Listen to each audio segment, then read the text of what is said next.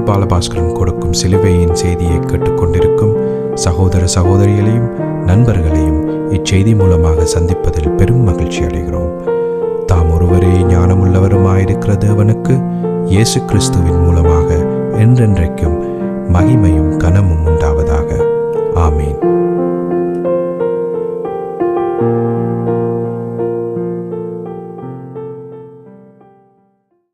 நான் பால் பாலபாஸ்கரன். நான் ஒரு இவாஞ்சலிஸ்ட்.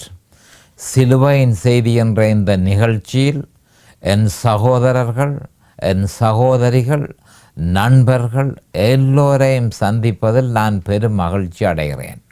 இந்த அருமையான நேரத்தை கர்த்தர் எங்களுக்கு ஒதுக்கி தந்தார். அதற்காக அன்றன்றைக்கும் சோஸ்திரம். அவருடைய வேத வார்த்தைகளை உங்களோடு பகிர்ந்து கொள்வது எனக்கு மிகுந்த சந்தோஷத்தை அளிக்கிறது என்பதை நீங்கள் நிச்சயமாக அறிந்து கொள்ள வேண்டும். கர்த்தருடைய வார்த்தை மிக முக்கியமான வார்த்தை என்பதை நாம் அறிந்து கொண்டு, மனுஷன் மத்தேயு 4:4 சொல்லப்பட்டிருக்கிறது, மனுஷன் அப்பத்தினாலே மாத்திரமல்ல தேவனுடைய வாயிலிருந்து புறப்படும் ஒவ்வொரு வார்த்தையினாலுமே பிழைப்பான் என்று தெளிவாக சொல்லப்பட்டிருக்கிறது. வார்த்தையினால தான் நாங்கள் பிழைக்கிறோம் என்பதை தெளிவாக நாம் அறிந்து கொள்ள வேண்டும். அந்த வார்த்தை என்ன? அந்த வார்த்தை தான் சிலுவையில் அறையப்பட்ட இயேசு கிறிஸ்து. இதனையே பவுல் அப்போஸ்தலர் 1 கொரிந்தியர் 2:23 நாங்களோ சிலுவையில் அறையப்பட்ட கிறிஸ்துவை பிரசங்கிக்கிறோம்.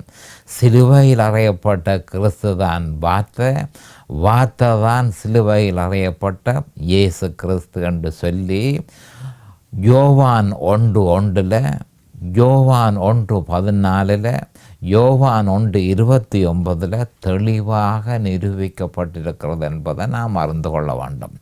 ஆனபடியால் வார்த்தை சிலுவையில் அறையப்பட்ட இயேசு கிறிஸ்துவை பற்றியது என்பதை நாம் தெளிவாக அறிந்து அதனை நம்முடைய இருதயத்துக்குள்ளே திடப்படுத்தி கொள்ள வேண்டும். இப்பொழுது நாங்கள் கர்த்தருடைய வார்த்தைக்கு போவோம்.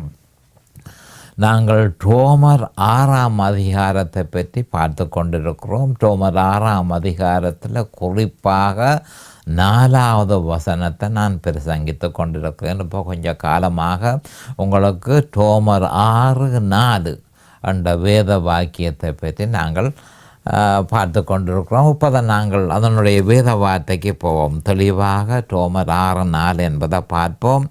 மேலும் பிதாவின் மகிமையினாலே கிறிஸ்து மரித்தோரிலிருந்து எழுப்பப்பட்டது போல நாமும் புதிதான ஜீவனுள்ளவர்களாய் நடந்து கொள்ளும்படிக்கு அவருடைய மரணத்துக்குள்ளாக்கும் ஞானஸ்நானத்தினாலே கிறிஸ்துவுடனே கூட அடக்கம் பண்ணப்பட்டோம். மறுபடியும் இதனை வாசிக்கிறேன். மிக முக்கியமான ஒரு வேத வார்த்தை. பிதாவின் மகிமையினாலே கிறிஸ்து மரித்தோரிலிருந்து எழுப்பப்பட்டது போல நாமும் புதிதான ஜீவன் உள்ளவர்களாய் நடந்து கொள்ளும்படிக்கு அவருடைய மரணத்திற்குள்ளாக்கும் ஞானஸ்தானத்தினாலே கிறிஸ்துவுடனே கூட அடக்கம் பண்ணப்பட்டோம். அப்போ இந்த வேத வார்த்தைக்கு நான் தெரிந்து கொண்ட தலையங்கம், ஏற்கனவே இதே தலையங்கத்தின் கீழ் தான் நான் பிரசங்கத்தை மேற்கொண்டிருக்கிறேன். இப்பொழுதும் இதே தலையங்கத்தின் கீழே தான் என்னுடைய பிரசங்கம் தொடர்கிறது என்பதை நீங்கள் அறிந்து கொள்ள வேண்டும். அந்த தலையங்கம் அவருடைய மரணத்திற்குள்ளாக்கும் ஞானஸ்நானத்தினாலே கிறிஸ்துவுடனே கூட அடக்கம் பண்ணப்பட்டோம். மறுபடியும் சொல்கிறேன் தலையங்கத்தை. அவருடைய மரணத்திற்குள்ளாக்கும் ஞானஸ்தானத்தினாலே கிறிஸ்துவுடனே கூட அடக்கம் பண்ணப்பட்டோம். இப்பொழுது நாங்கள் ஜெபத்திற்கு கடந்து செல்லுவோம். அருமையானங்கள் பிதாவே, உமக்கு சோஸ்திரம். பரலோகத்தின் தேவனே, உமக்கு அண்டண்டைக்கும் சோஸ்திரம். பாவிகளாக நாங்கள் இருக்கும் பொழுதே அருமையான பிதாவே, உம்முடைய குமாரன் என்றும் பாராமல் அவரை எங்களுக்காக இந்த பூ உலகத்திற்கு அனுப்பி அவரை பலியாக அவருடைய மகா பரிசுத்த சரீரத்தை எங்களுக்காக பலியாக சிலுவையிலே ஒப்பு கொடுத்து அவருடைய வெளியேறப்பெற்ற இரத்தத்தினால் தேவரீர் நீரங்களை மீட்டு கொண்ட கிருபைக்காக உமக்கு அண்டண்டைக்கும் சோஸ்திரம்.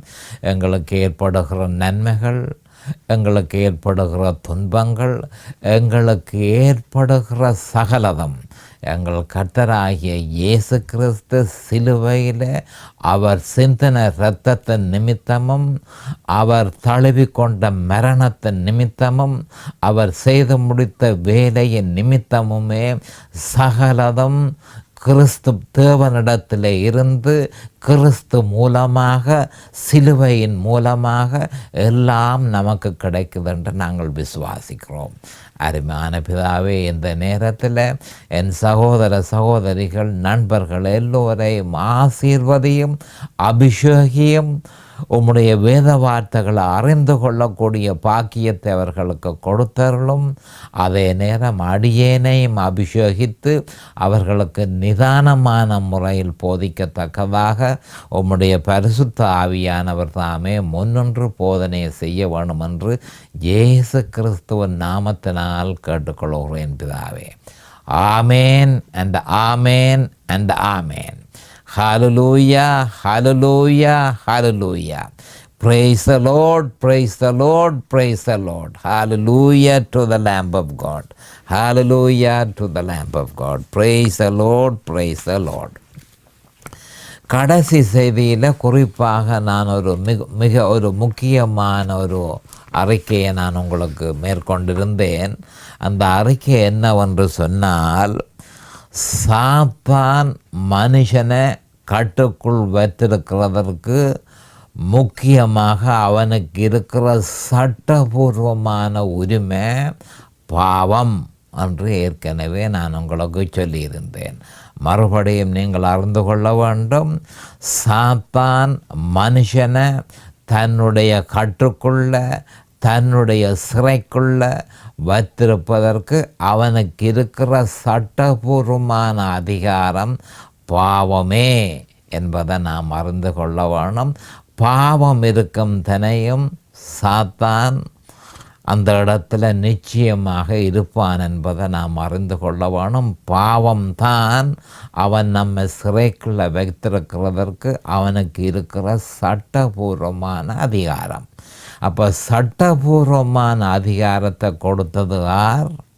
தேவாதி தேவனே அந்த சட்டபூர்வமான அதிகாரத்தை அவனுக்கு கொடுத்தார்.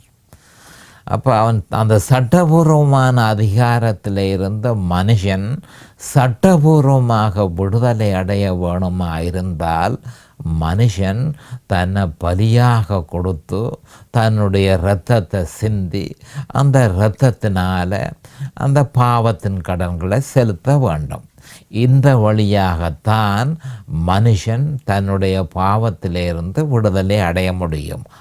ஆனால் மனுஷனால் அது முடியாமல் போய்விட்டது. மனுஷனுக்குள்ளுக்குள்ள பாவம் போயிருக்கிறபடியினால் தேவன் அந்த மோசமான சரீரத்தை ஒரு பொழுதும் ஒரு பரிசுத்தமான ஒரு பலியாக எடுத்துக்கொள்ள மாட்டார். ஏற்கனவே களங்கப்பட்டிருக்கிற சரீரத்தை ஒரு பொழுதும் மனுஷன் பலியாக கொடுக்க இயலாது. அப்படி அவன் கொடுத்தாலும் தேவன் அதனை கணக்குக்கு எடுத்துக்கொள்ள மாட்டார். ஆனபடியால் மகாபரிசுத்தமான ஒரு சரீரத்தை உடைய ஒரு மனுஷன்தான் இந்த மனுஷனுக்காக தன்னை பலியாக கொடுத்து இரத்தம் சிந்தி அந்த இரத்தத்தின் மூலமாக கடன்களை செலுத்தி மனுஷனுடைய பாவத்திலிருந்து மனுஷனுக்கு சட்டபூர்வமாக விடுதலை கொடுக்க முடியும்.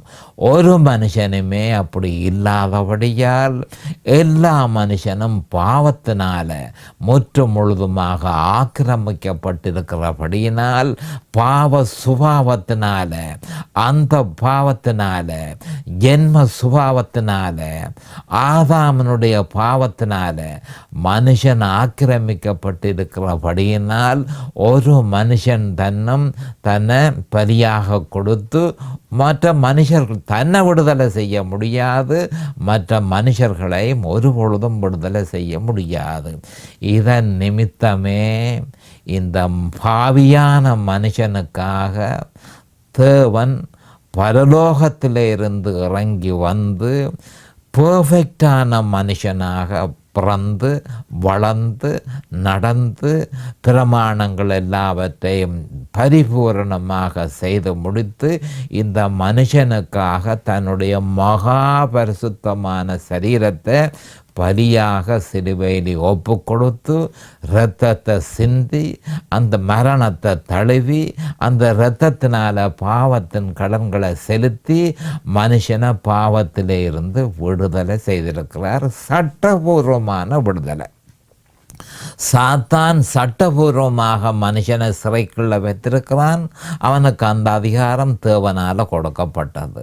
அப்போ சட்டபூர்வமாக இருக்கிற அதிகாரத்தில் இருந்து அந்த அதிகாரத்தை அவனுக்கு முற்றும் அவன் இழந்து போக பண்ணுவதாக இருந்தால் சட்டபூர்வமாக இந்த அலுவலை செய்து முடிக்க வேண்டும். இதன் நிமித்தமே மனுஷனுக்கு ஒரு வழியும் இல்லாமல் போனபடியினால் தேவன் மனுஷனாக இறங்கி வந்தார். அவர் சிலுவையில் தன்னை பலியாக கொடுத்தார். தன்னுடைய பரிசுத்த இரத்தத்தை சிந்தினார். மனுஷனுடைய பாவத்தை நிவர்த்தி செய்தார். அப்போ மனுஷனுடைய பாவத்தை நிவர்த்தி செய்த உடனே சட்டபூர்வமாக சிறைக்குள்ளே சாத்தான் வைத்திருந்த மனுஷனை உடனடியாக கையை விடுவதை தவிர எந்த வழியும் அவனுக்கு இல்லை. எப்பொழுதும் அவன் கையை விடுவான்? மனுஷன் விசுவாசிக்கும் பொழுது.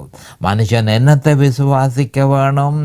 தான் பாவி என்றதையும் தான் சட்டபூர்வமாக சாத்தானால் பிடிக்கப்பட்டிருக்கிறேன் என்பதை அறிந்து தனக்கு ஒரு வழியும் இல்லை என்பதை அறிந்து அதை உணர்ந்து தேவாதி தேவனிடத்தில் போய் அவர் அனுப்பின அந்த பலி, அவர் அனுப்பின அந்த ஆட்டுக்குட்டி, இயேசு கிறிஸ்துவே அந்த ஆட்டுக்குட்டி, அவர் சிலுவையில் செய்து முடித்த எல்லாவற்றையும் அவன் விசுவாசித்து எனக்காகவே அவர் தன்னுடைய சரீரத்தை பலியாக கொடுத்தார், எனக்காகவே தன் பரிசுத்த இரத்தத்தை சிந்தினார், எனக்காகவே அவர் மரித்தார், என் பாவத்தின் கடன்களை அவர் செலுத்தினார் என்று சொல்லி மனுஷன் விசுவாசிக்கும் பொழுது சட்டபூர்வமான அதிகாரத்தை பயன்படுத்துகிற சாத்தான் அவனுடைய சட்டபூர்வமான உரிமையை இழந்து போனான் என்பதை நாம்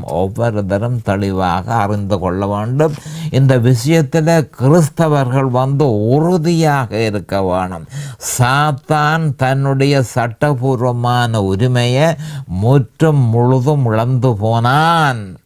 அது எப்படி இழந்து போனான் என்றது நமக்கு தெரியாமல் விட்டால் அல்லது அதனை நாம் சரியான முறையில் விசுவாசிக்காமல் விட்டால் சாத்தான் நாங்கள் எடுக்கும் எந்த முயற்சியையும் அவன் முற்றும் முழுதுமாக தள்ளிவிடுவான் என்பதை நீங்கள் அறிந்து கொள்ள வேண்டும். ஆனபடியால் அவன் சட்டபூர்வமாக உரிமையை இழந்தது எப்படி என்பதை நாம் அறிந்து அதனை விசுவாசித்து அந்த விசுவாசத்தில் நிலைத்திருக்கும் பொழுது அந்த சட்டபூர்வமாக மனுஷனுக்கு கிடைத்த அந்த உரிமையை அவன் பூரணமாக பாவிக்கிறதற்கு பரிசுத்த ஆவியானவர் உதவுவார். இதைத்தான் நாங்கள் தெளிவாக அறிந்து கொள்ள வேணும். இதன் மூலமே மரணத்துக்கு முடிவு வந்தது என்பதை நாம் அறிந்து கொள்ள வேணும். மனுஷன் பாவத்தில் இருக்கிறபடியினாலே பாவத்தின் சம்பளம் மரணம். அப்போ மனுஷன் சகல மனுஷனும் அவனுடைய முடிவு அவன் பிறக்கும் பொழுதே ஆவியில் மரித்து சொற்ப காலத்துக்கு பின்பு சரீரத்தில் மரித்து இந்த நரகத்துக்குள்ள நித்திய மரணத்தை அவன் சந்திக்க வேண்டியது தேவனால் நியமிக்கப்பட்டிருக்கிறது. இப்போ அவன் செய்ய வேண்டியது எனக்காக எல்லாவற்றையும் இயேசு கிறிஸ்து சிலுவையில் செய்து முடித்தார். அவர் தேவன், அவர் மனுஷனாக வந்தார், எனக்காக எல்லாவற்றையும் சிலுவையில் செய்து முடித்தார், நான் அதை விசுவாசிக்கிறேன் என்று சொல்லி அந்த விசுவாசத்தில் அவன் உறுதியாக நிற்பானாயிருந்தால் இயேசு கிறிஸ்து சட்டபூர்வமாக செய்த அவ்வளவுத்தையும் அந்த நன்மைகள் அவ்வளவுத்தையும் அவன் அனுபவிக்க பரிசுத்த ஆவியானவர் அவனுக்கு நிச்சயமாக உதவி செய்வார் என்ற உண்மையை அறிந்து கொள்ள வேணும். இந்த விதமாகத்தான் சாத்தானுடைய சட்டபூர்வமான உரிமையிலே இருந்து நாங்கள் விடுதலை பெறலாம் என்பதை நாம் தெளிவாக அறிந்து கொள்ள வேண்டும். அதை விசுவாசத்தின் மூலமே நாம் செய்ய முடியும். அப்போ மரணம் பாவத்தினாலே இருந்தது. இப்பொழுது மரணத்துக்கு என்ன நடந்தது? மரணத்துக்கு முடிவு. பாவம் நிவர்த்தி செய்யப்பட்டபடியினால் மனுஷனை மரணம் இனிமேல் ஆட்கொள்ள முடியாது. அப்போ பாவம் நிவர்த்தி செய்யப்படவில்லையா இருந்தால் மனுஷனை மரணம் ஆட்கொள்ளும்.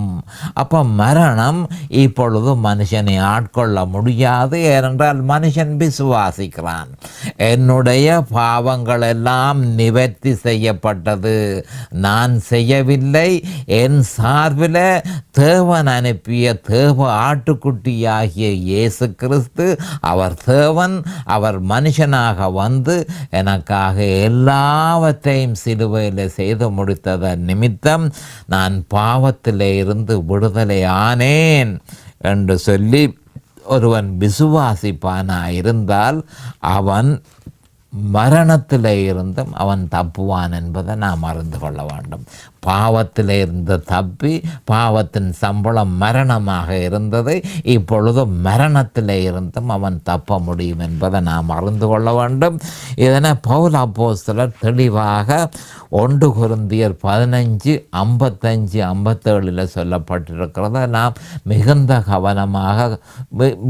கவனத்தை நாம் செலுத்த வேண்டும் என்பதை நாம் அறிந்து கொள்ள வேண்டும். 1 கொரிந்தியர் 15:55-57 என்ன சொல்லி இருக்கிறார் பவுல் அப்போஸ்தலர்? பரிசுத்த ஆவியினால அவர் ஏவப்பட்டு சந்தோஷத்தினால, அதாவது அளப்பரிய ஒரு சந்தோஷம், பேரின்பம், அந்த பேரின்பத்தின் நிமித்தம் அளப்பரிய சந்தோஷத்தினால இந்த வேத வாக்கியங்களை அவர் சொல்லியிருக்கிறார்.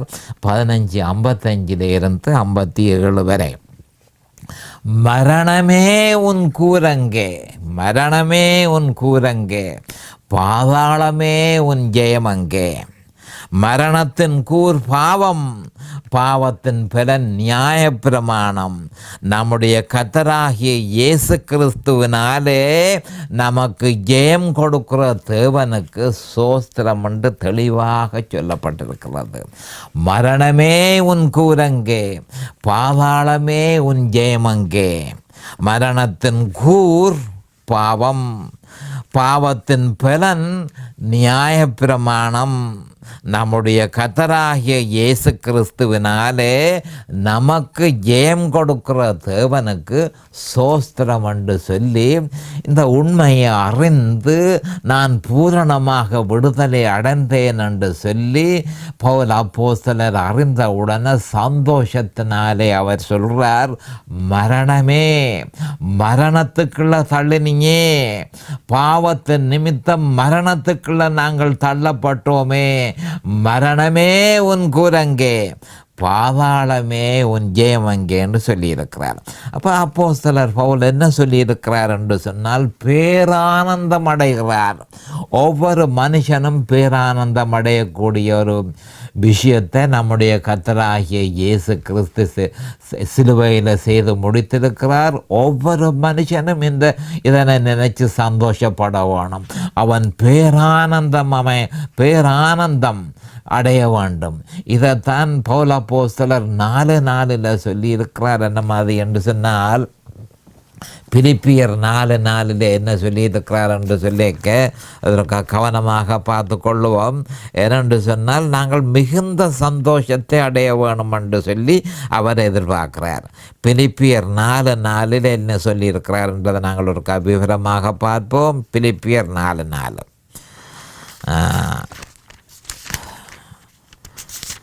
பிலிப்பியர் 4:4 கர்த்தருக்குள் எப்பொழுதும் சந்தோஷமாயிருங்கள், கர்த்தருக்குள் எப்பொழுதும் சந்தோஷமாயிருங்கள், சந்தோஷமாயிருங்கள் என்று மறுபடியும் சொல்கிறேன், சந்தோஷமாயிருங்கள் என்று மறுபடியும் சொல்கிறேன். எவ்வளவு வேதனைகள், எவ்வளவு துன்பங்கள் உங்களுக்கு ஏற்பட்டாலும் கர்த்தருக்குள்ளுக்குள்ள வெளியால் நின்று சந்தோஷப்படுகிறதுல ஒரு பிரயோசனமும் இல்லை. கர்த்தருக்குள் கவனமாக பார்த்து கொள்ளுங்கள். கர்த்தருக்குள் எப்பொழுதும் சந்தோஷமாயிருங்கள், சந்தோஷமாயிருங்கள் என்று மறுபடியும் சொல்கிறேன். ஆனபடியால் என்ன பிரச்சனை ஏற்பட்டான, என்ன துன்பம் ஏற்பட்டான, என்ன வேதனையை அனுபவித்தால் என்ன, கர்த்தருக்குள்ள நீங்கள் சந்தோஷப்படுங்கள். மறுபடியும் சொல்கிறேன், நீங்கள் சந்தோஷப்படுங்கள். இந்த விதமாக பவுல் அப்போஸ்தலர் சந்தோஷப்பட்டு தனக்கு என்ன நடந்தது என்பதை பூரணமாக அவர் அறிந்து, மரணமே மனுஷ குலத்தை மரணத்துக்குள்ள தள்ளி மனுஷ குலத்தை தேவனை விட்டு முற்று முழுதுமாக பிரித்த மரணமே உன் கூரங்கே, பாவ சுபாவம் அங்கே. பாவ சுபாவத்துக்கு இயேசு கிறிஸ்து எல்லாவற்றையும் சிலுவையில் செய்து முடித்திருக்கிறாரே.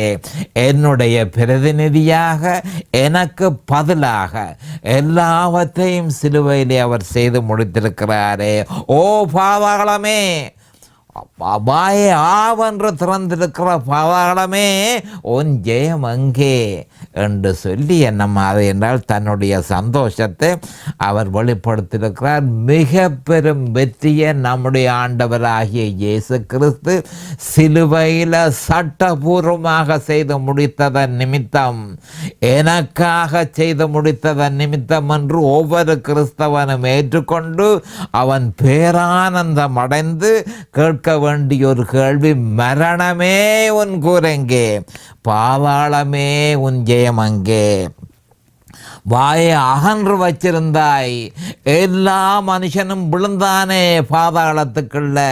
பாவ சுபாவத்தின் நிமித்தம், அந்த பாவத்தின் நிமித்தம் எல்லா மனுஷரையும் பாதாளத்துக்குள்ள கொண்டு போனாயே மரணமே, உன் ஜெயம் அங்கே, உன்னுடைய வெற்றி எங்கே? நிர்மூலமாக்கப்பட்டது சிலுவையில் நம்முடைய ஆண்டவராகிய இயேசு கிறிஸ்துவால் முற்று முழுதுமாக நிர்மூலமாக்கப்பட்டு அந்த வெற்றி எங்களுக்கு தரப்பட்டது என்று சொல்லி ஒவ்வொரு கிறிஸ்தவனும் விசுவாசித்து அவன் மிகுந்த சந்தோஷம் அடைஞ்சு கர்த்தருக்குள்ள பிலிப்பியர் 4:4 நான் சொன்ன மாதிரி அடிக்கடி அதை பரிசுத்த ஆவியானவர் தெளிவாக சொல்லியிருக்கார். கர்த்தருக்குள் எப்பொழுதும் சந்தோஷமாயிருங்கள், சந்தோஷமாயிருங்கள் என்று மறுபடியும் சொல்லுகிறேன். அப்போ ஆறாவது ஒரு மனுஷன் சந்தோஷம் இல்லாமல் இருப்பானா இருந்தால் கர்த்தர் சிலுவையில் செய்ததை பற்றி அவன் ஒன்றும் அறியாததன் நிமித்தம் சந்தோஷம் இல்லாமல் இருக்கிறான். அப்போ இதனை நாம் அறிந்த உடனே பேரானந்தம் யாருக்கு ஏற்படுது? பவுல் அப்போஸ்தலருக்கு ஏற்படுது. இந்த உண்மையை அவர் அறிந்து கொண்டார். எந்த வேதனை வந்தாலும் இனிமேல் அவர் இதை பற்றி சிந்திக்க போறதில்லை, வேதனையை பற்றி யோசிக்க போறதல்ல, துன்பத்தை பற்றி யோசிக்க போறதல்ல. பெரும் வெற்றியை கர்த்தர் சிலுவையிலே ஏற்படுத்தி தந்திருக்கிறார். மரணமே உன் கூரங்கே, பாதாளமே உன் ஜெயமங்கே. ஒவ்வொரு கிறிஸ்தவனும் இதனை பூரணமாக அறிந்து சந்தோஷத்தோடு சொல்ல வேண்டிய வார்த்தை, மரணமே உன் கூரங்கே, ஓ பாதாளமே உன் ஜெயமங்கே என்று சொல்லி கேட்கிறோம். அடுத்ததாக சொல்லப்பட்டிருக்கிற வார்த்தையை பார்ப்போம். அப்போ பாதாளமே உன் ஜெயம் அங்கேன்றதை பற்றி முதல் பார்ப்போம். ஏனென்று சொன்னால் இப்போ பாதாளம் முற்று முழுதுமாக பாதாளத்தை ஆண்டவராகிய இயேசு கிறிஸ்து நம் சார்பில் வெற்றி கொண்டார். இனிமேல் சவக்கொடிகள் ஒன்றும் கிடையாது. அதாவது மறுபடியும் சொல்லுகிறேன், கிறிஸ்து சிலுவையில் செய்து முடித்ததன் நிமித்தம் சவக்குழி பாதாளங்கள் ஒன்றும் இல்லாமல் போகிற காலம் வரவே போகிறது. ஏற்கனவே எல்லாம் சிலுவையில் செய்யப்பட்டு முடிந்தது. அந்த வெற்றியை பூரணமாக அனுபவிக்க போகிற காலம் வெகு சீக்கிரத்தில் வரப்போகிறது. கர்த்தர் எல்லாவற்றையும் செய்து முடித்தார். அதை நாம் அனுபவிக்க போகிற காலம் அவருடைய வருகையோடு நாங்கள் முற்றும் முழுதுமாக அனுபவிக்க முடியும். ஆனபடியால் நாம் இதை நினைச்சு மிகுந்த சந்தோஷப்படுவோம், கர்த்தருக்குள் மிகுந்த சந்தோஷம் அடைவோம். பாதாளமே உன் ஜெயமங்கை, இவ்வளவு காலம் நீ வெற்றி பெற்று கொண்டிருந்தாயே. இயேசு கிறிஸ்து அதற்கு முற்றுப்புள்ளி வைத்தார். நான் சட்டபூர்வமாக விடுதலை அடைந்தேன். மரணமே உன் கூரங்கே, பாதாளமே உன் ஜெயமங்கே என்று சொல்லி ஒவ்வொரு கிறிஸ்தவனும் அடிக்கடி சொல்ல வேண்டிய ஒரு வார்த்தை. 56 1 கொரிந்தியர் 15:56 சொல்லப்பட்டு கிடக்கு. கவனமாக கேட்டுக்கொள்ளுங்கள். மரணத்தின் கூர் பாவம், பாவத்தின் பலன் நியாயப்பிரமாணம். இது ஒரு முக்கியமான ஒரு வசனம். மரணத்தின் கூர் பாவம் என்று சொல்லிக்க, மரணத்துக்கு ஒரு கூர் இருக்குது. அந்த கூர் என்ன? அந்த பாவம், பாவ சுபாவம். பாவ சுபாவத்தின் நிமித்தமே இந்த மரணம் மனுஷனுக்கு ஏற்பட்டது. அது வீழ்ச்சியினாலே ஏற்பட்ட பிரதிபலன். அது ஆதாமனுடைய வீழ்ச்சியினாலே ஏற்பட்ட பிரதிபலன். அதுவே மரணத்தை ஏற்படுத்துகிறது என்பதை நாம் அறிந்து கொள்ள வேண்டும். பாவத்தின் பலன் நியாயப்பிரமாணம். மோசேயின் நியாயப்பிரமாணத்தை பற்றி இங்கு குறிப்பிடப்படுகிறது. இது பாவத்தை விவரிக்கிறது.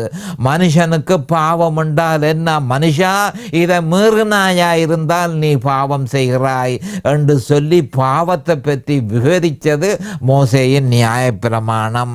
அதே நேரம் பாவத்தை விவரித்த அதே நேரம் தண்டனையும் அது உறுதிப்படுத்தினது. அந்த தண்டனை மரணம் என்றதை நாம் அறிந்து கொள்ள வேண்டும். கொலோசியர் 2:14-15 முற்று முழுதுமாக சிலுவையில் வெற்றி சிறந்தார் என்று சொல்லி கொலோசியர் 2:14-15 சொல்லப்பட்டிருக்கு. அப்போ மரணத்தின் கூறால, எந்த விதமான பாவ சுபாவத்தினால இனிமேல் மனுஷனை அடிமைத்தனத்துக்குள்ள வைத்திருக்கவும், மனுஷனை பாதாளத்துக்குள்ள அனுப்பவும், மனுஷனை தேவனை விட்டு பிரிக்கிறதற்கும் எடுத்த முயற்சி முற்று முழுதுமாக நம்முடைய ஆண்டவராகிய இயேசு கிறிஸ்துவினால நிர்மூலமாக்கப்பட்டிருக்கிறபடியினால் மனுஷன் மிகுந்த சந்தோஷம் அடைவானாக. 15:57 சொல்லப்பட்டு 1 கொரிந்தியர் 15:57 நம்முடைய கர்த்தராகிய, இதுதான் முக்கியமான ஒரு விஷயம், நம்முடைய கர்த்தராகிய இயேசு கிறிஸ்துவினாலே நமக்கு ஜெயம் கொடுக்கிற தேவனுக்கு சோஸ்திரம். அப்போ ஜெயம் எங்கே கிடைத்தது? சிலுவையில் பிரத்தியேகமாக விக்ட்ரி. ஜெயம் சிலுவையிலேயே கிடைத்தது. வெற்றி எப்படி அவர் உறுதிப்படுத்தினார்? தன்னுடைய உயிர்த்தெழுதலின் நிமித்தம், உயிர்த்தெழுதலின் மூலம் அதை அவர் நிரூபித்தார். இயேசு கிறிஸ்து உயிர்த்தெழுந்தார். உயிர்த்தெழுந்ததன் நிமித்தம் பாவம் முற்று முழுதுமாக தோற்கடிக்கப்பட்டது என்பது நிரூபிக்கப்பட்டது, உறுதிப்படுத்தப்பட்டது என்ற உண்மையை நாம் அறிந்து கொள்ள வேண்டும். இயேசு கிறிஸ்து மறுபடியும் வாசிக்கணும். நம்முடைய கர்த்தராகிய இயேசு கிறிஸ்துவினாலே. இவ்வளவு மேற்பட்டது ஆறால? நம்முடைய கர்த்தராகிய இயேசு கிறிஸ்துவினாலே. நமக்கு ஜெயம் கொடுக்கிற தேவனுக்கு சோஸ்திரம். அப்போ ஜெயம் சிலுவையில் கிடைத்தது. அந்த வெற்றி எப்படி உறுதிப்படுத்தப்பட்டது? அவருடைய உயிர்த்தெழுதலினால் உறுதிப்படுத்தப்பட்டது என்பதை நாம் அறிந்து கொள்ள வேண்டும். நேரம் சமீபமாகிவிட்டது. அடுத்த செய்தியில் நாங்கள் இன்னும் விவரமாக பார்ப்போம். அது வரைக்கும் கர்த்தராகிய இயேசு கிறிஸ்துவின் நாமத்தினால நான் உங்களை ஆசீர்வதிக்கிறேன். அவருடைய கிருபையும் இரக்கமும் உங்களுக்கு தாராளமாக கிடைப்பதாக. இயேசுவின் நாமத்தில் பரிசுத்த பிதாவே. Amen and amen and amen. Hallelujah, hallelujah. இந்த சிலுவையின் செய்தியை கேட்பவர்கள் அதன் ஆவிக்குரிய பலனை பூரணமாக அடைய வேண்டும் என்பதே நம்முடைய பிரார்த்தனையாகும். தொலைபேசி மூலம் தொடர்பு கொள்ள விரும்புவோர் 647-465-1224 மூலமும், இமெயில் மூலம் தொடர்பு கொள்ள விரும்புவோர் paulbalabhaskaran@gmail.com மூலமும் தொடர்பு கொள்ளலாம்.